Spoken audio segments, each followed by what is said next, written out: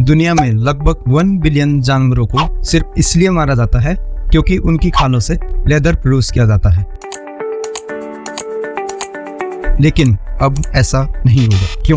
क्योंकि एड्रियन लोपाज वेल्डार्डे और मार्टे कैजरेज नाम के 2 मैक्सिकन एंटरप्रेन्योर ने कैक्टस के पौधों से ऑर्गेनिक लेदर बनाने का जुगाड़ निकाला है।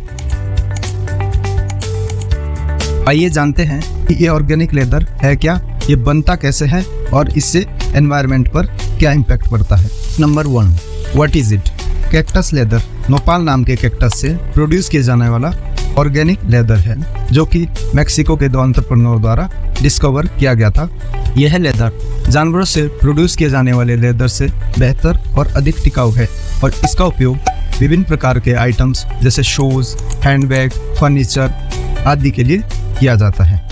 Point number 2, environment impact of cactus leather. Approx 250 types of chemical पशुओं की चमड़ी के साथ रिएक्ट किए जाते हैं, जिसमें formaldehyde, cyanide, arsenic and chromium भी शामिल है और ये केमिकल प्रोसेस कंप्लीट होने के बाद पानी में बहा दिए जाते हैं, जिससे पानी में रहने वाले जलीय जीवों के लिए बीमारी का खतरा पैदा होता है। इस पौधे की खास बात यह है कि इसमें उत्पादन के लिए ज़्यादा पानी की आवश्यकता नहीं होती। लगभग 79 बिलियन क्यूब लीटर वाटर अकेले लेदर फैशन इंडस्ट्री यूज करती है, जिसमें लगभग 72 मिलियन ओलंपिक स्विमिंग पूल भरे जा सकते हैं।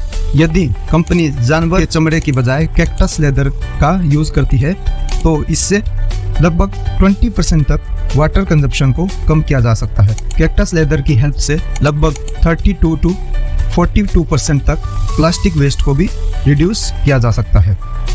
अब चलते हैं अपने पॉइंट नंबर 3 पर, जो कि है हाउ इट मेड। इसे बनाने के लिए नोपाल नाम के कैक्टस को इकट्ठा किया जाता है, देन उसको साफ करके मैश किया जाता है। इस मिश्रण को 2-3 दिन तक धूप में सुखाया जाता है, देन इसमें से प्रोटीन और फाइबर को एक्सट्रैक्ट किया जाता है। फिर इस मिश्रण को एक प्लेन सी वस्तु पर लेप किया जाता है और ये सारा प्रोसेस कंप्लीट होने के बाद ऑर्गेनिक लेदर तैयार होता है।